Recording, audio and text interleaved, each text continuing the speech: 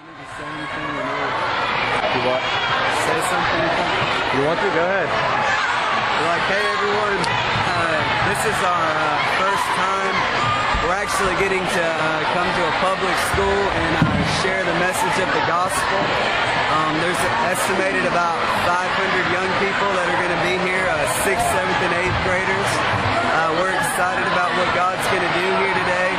Our expectations are very high. I'm believing for a move of God's Spirit. Okay, if I can have your in an unprecedented way. Hallelujah. Good job of coming in and sitting in an orderly fashion. I appreciate that. I want us to remember this whole week and kind of why we celebrate Red Ribbon Week.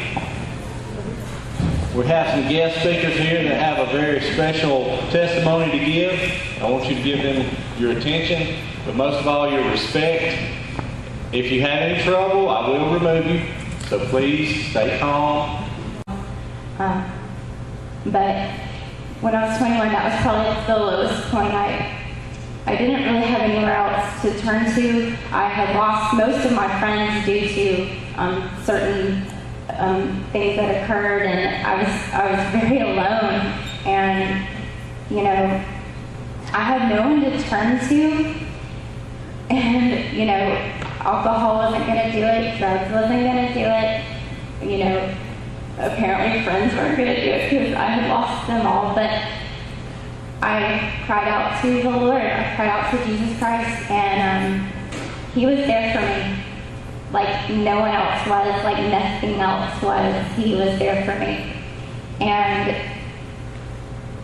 my life became filled with Him. Essentially, you know, He filled me where drugs did, where alcohol did, where people did. Even relationships can be an addiction sometimes.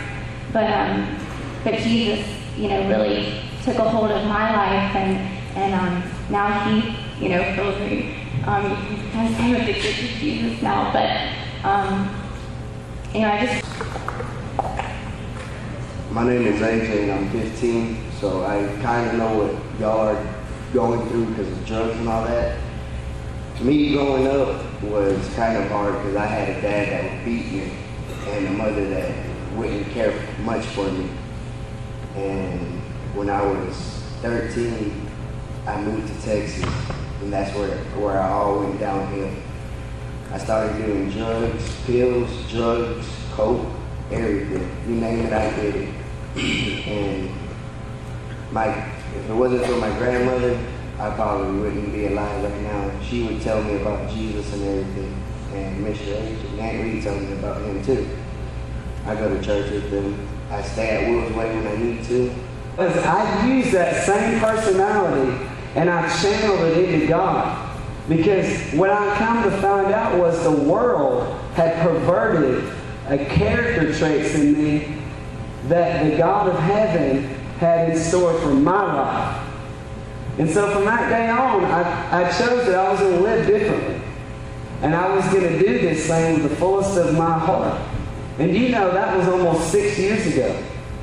And do you know, I never did drugs again? Do you know, I never went to AA meetings? Do you know, I never had to go to rehab? Do you know, I never had premarital sex again? Do you know, I never looked at porn? Do you know, I never did any of those things that you guys know about? I mean, it's not a secret.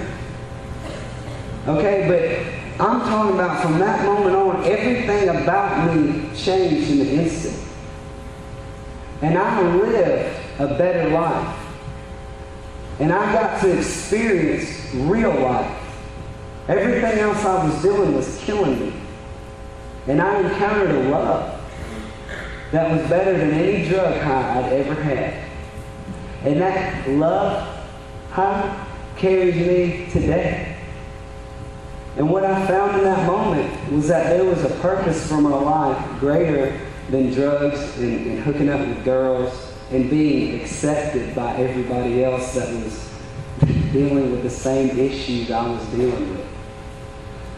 And so, the phenomenal thing about being here tonight is one of the things that I had purposed in my heart when I came to this reality was that I wanted to tell people about it.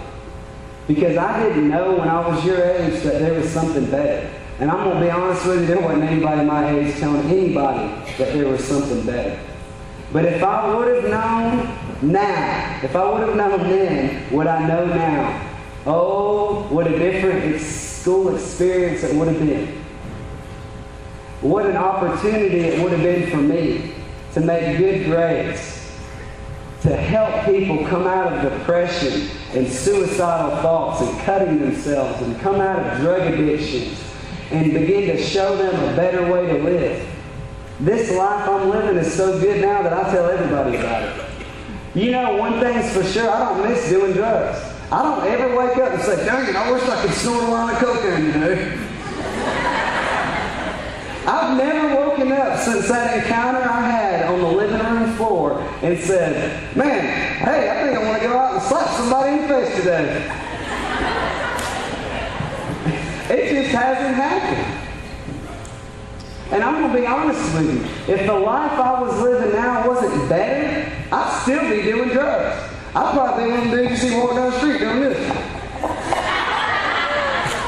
Talking up in the clouds. That was going to be me. Maybe not you, but I'm pretty sure that was going to be my destiny. Because I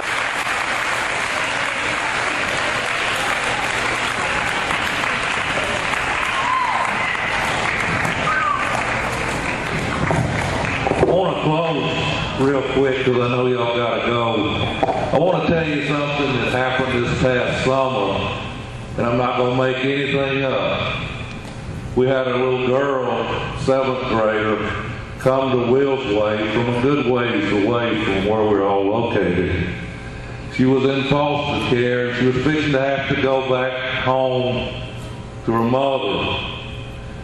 And she was real upset. She'd been to Will's Way about 3 days, and on the 3rd day my wife asked her what's wrong, because she was just acting different than the others. So that night, she went outside with my wife while everybody else was in the house and told her that her grandfather had been abusing her and her father had been molesting her, and now she was fixing to have to go from foster care back home and she was scared. So my wife and we had a picnic table out there. She and my wife looked up at the stars for a while and talked a little more. The little girl said, I've never seen a shooting star before. So my wife said, well, let's just pray that God will send you a shooting star. And in 5 minutes, the most perfect, beautiful shooting star my wife said she'd ever seen came across the sky.